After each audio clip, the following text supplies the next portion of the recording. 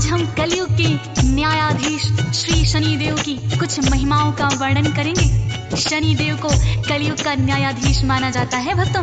जिन पर ये कृपा करते हैं उसके जीवन में किसी भी प्रकार का कोई कष्ट नहीं आता भक्तों।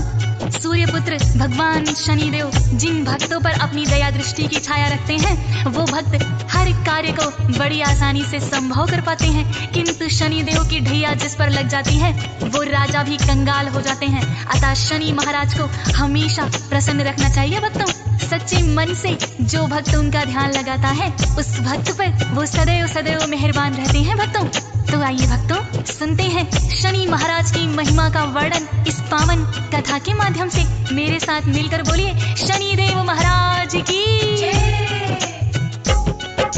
श्री चरणों में शीश झुकाई, शनिदेव का ध्यान लगाई, सच्चे मन से नाम सुमिरते कथा है ये तो शनिदेव की, बात बड़ी प्राचीन समय की। किसी गांव में एक था ब्राह्मण, ब्रह्म मुहूर्त में सुबह उठ जाता, गंगा स्नान वो करके आता, भर के गंगा जल का लोटा, विधि विधान से पूजा पाठ करे, अन्न जल सब उसके बाद करे, बालावस्था से ब्रह्मचारी। भक्तों उस ब्राह्मण का नियम था सुबह ब्रह्म मुहूर्त में उठ जाता था, स्नान आदि करके सूर्य को अर्घ्य देता, घर आकर पूरे विधि विधान से पूजा पाठ करता भक्तों। उसके बाद ही कहीं अन्न जल ग्रहण करता था और दूसरों के हित के लिए सदैव सदैव सोचता था भक्तों। ग्रामवासी उस ब्राह्मण का बहुत ही आदर सम्मान करते थे। एक दिन की बात है, सुबह सुबह जब वो गंगा स्नान करने जा रहा था तो रास्ते में उन्हें शनि देव मिल जाते हैं। ब्राह्मण ने शनि देव को प्रणाम किया और ब्राह्मण पूछने लगा कि हे शनि देव, आज सुबह सुबह आप किधर जा रहे हैं? तो शनि देव ने उस ब्राह्मण से क्या कहा भक्तों?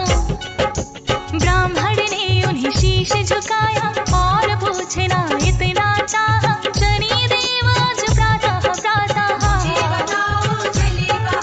शनि देव ने ब्राह्मण से कहा, राजमहल है राजा का, जहाँ राजा के पास में मैं तो जाऊं,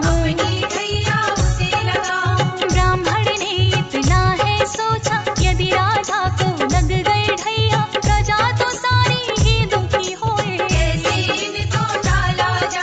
शनि देव से बोले ब्राह्मण, आप से मेरा इतना निवेदन, राजन पर नाम ढैया लगाना, भक्तों ब्राह्मण बड़ा ही परोपकारी था। उसने सोचा यदि राजन पर शनि की ढैया लग जाती है तो सारी प्रजा दुखी हो जाएगी, क्यों ना शनि की ढैया को मैं अपने ऊपर ही ले लूं। उन्होंने शनि देव से प्रार्थना की कि हे शनि देव, आपसे मेरी इतनी विनती है कि आप हमारे राजन पर अपनी ढैया ना लगाएं, बदले में आप मेरे ऊपर ही लगा दें। शनि देव कहने लगे, हे ब्राह्मण तुम एक बार फिर सोच लो।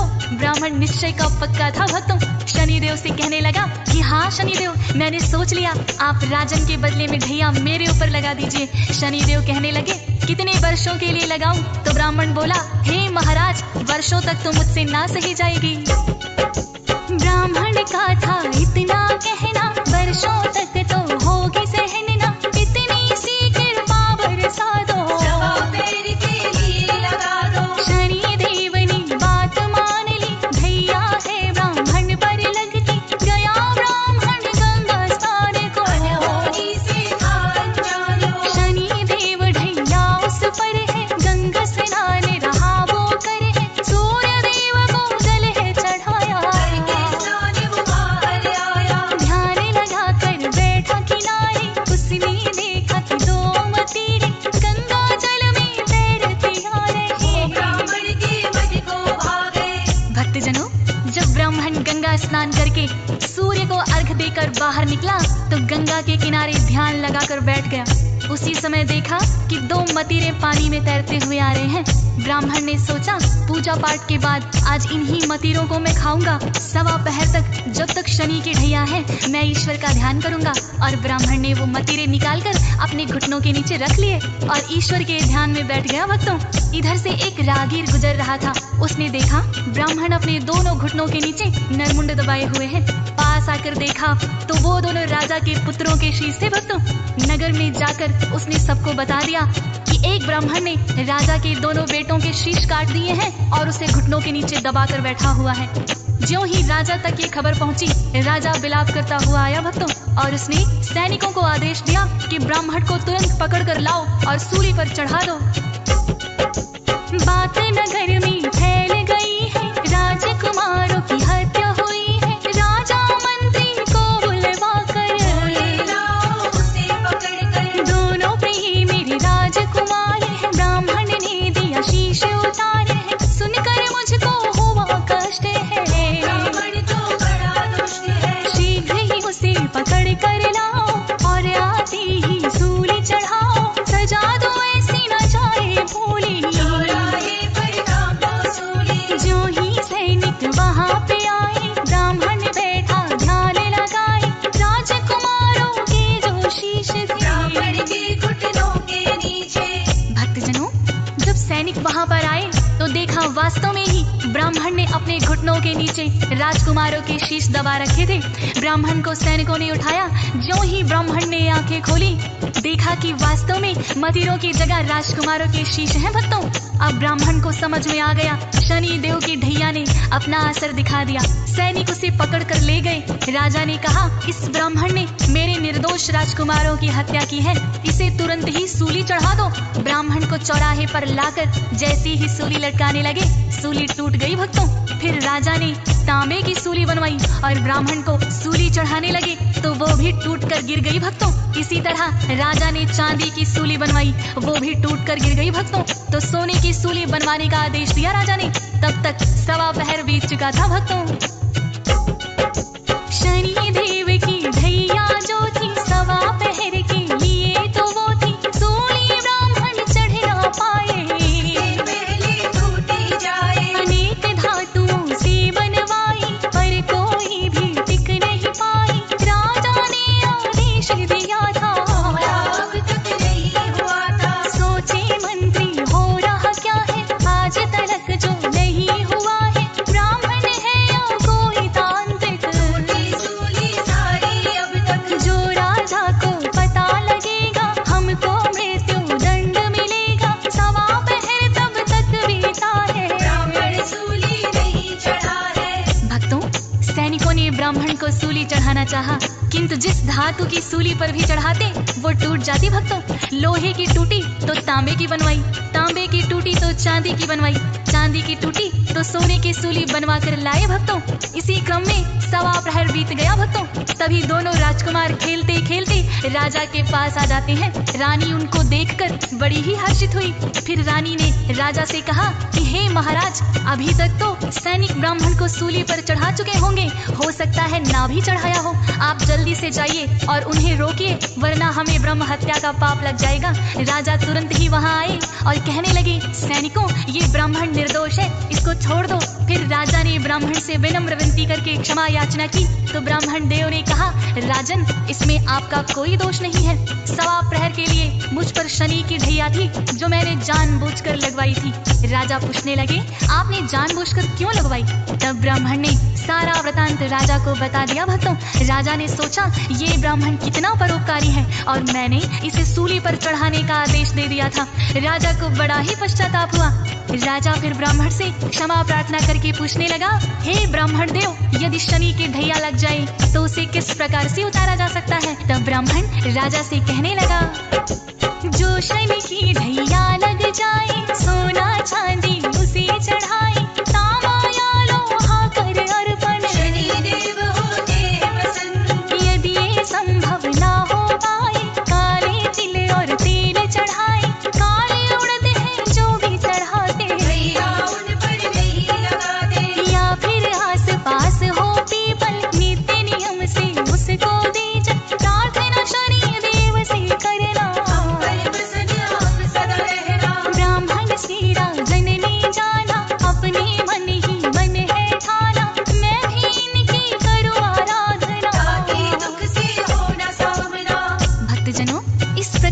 उस दिन के बाद वो राजा भी शनि भक्त हो गए और नित्य नियम से शनि महाराज की पूजा करने लगे। ब्राह्मण को उन्होंने आदर सहित विदा किया। भक्तों, ब्राह्मण ने शनि देव की ढैया अपने ऊपर ले ली थी, उसका भी धन्यवाद किया। भक्तों, शनि देव की वक्र दृष्टि से तो देवता भी नहीं बच पाते, फिर इंसान तो क्या है। इसी तरह की एक और कहानी है भक्तों। जब शनि देव ने सोचा कि मैं भोलेनाथ पर अपनी वक्र दृष्टि डालता हूँ, ये सोचकर शनि देव कैलाश पर आ गए। भक्तों, भोलेनाथ को प्रणाम किया। भोलेनाथ ने उनसे आने का कारण पूछा तो शनि देव क्या कहते हैं भक्तों?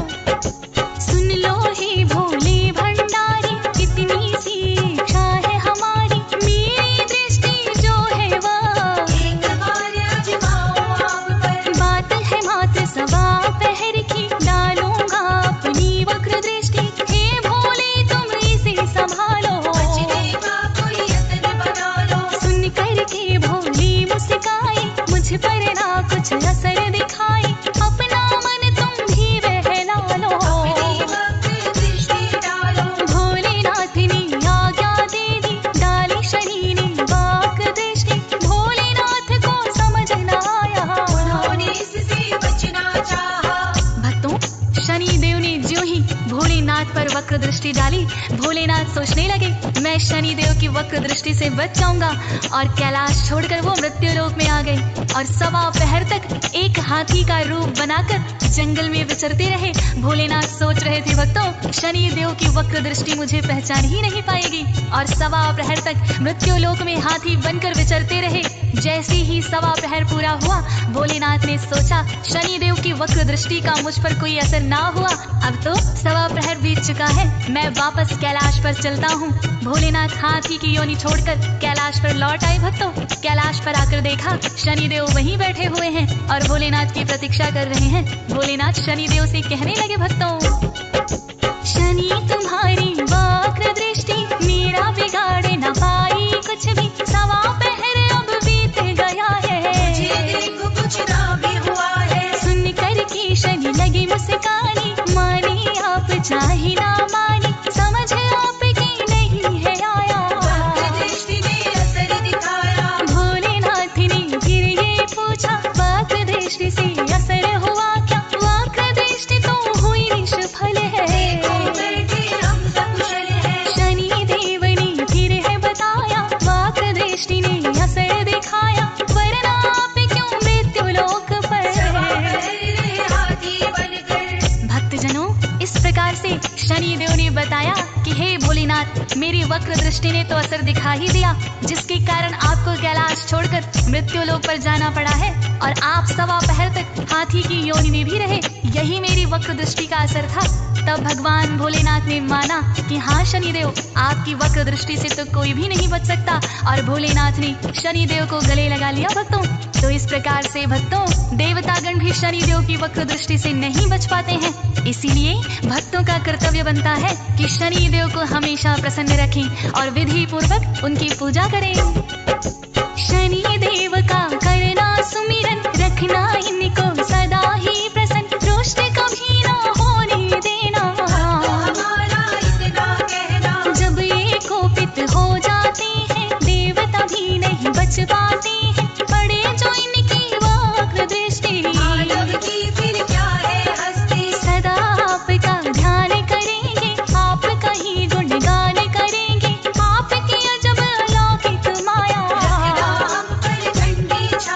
हंस राज रिलहन यही चाहता, चरणों में सदा शीश झुकाता, हो जे सुरेश की भूल क्षमा करो, शनिदेव हम पर भी दया करो।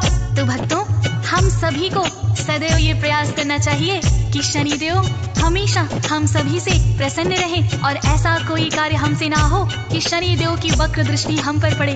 तो आइए भक्तों, सच्ची श्रद्धा के साथ भगवान शनिदेव का ध्यान करते हैं और मेरे साथ बोलते हैं, शनिदेव महाराज की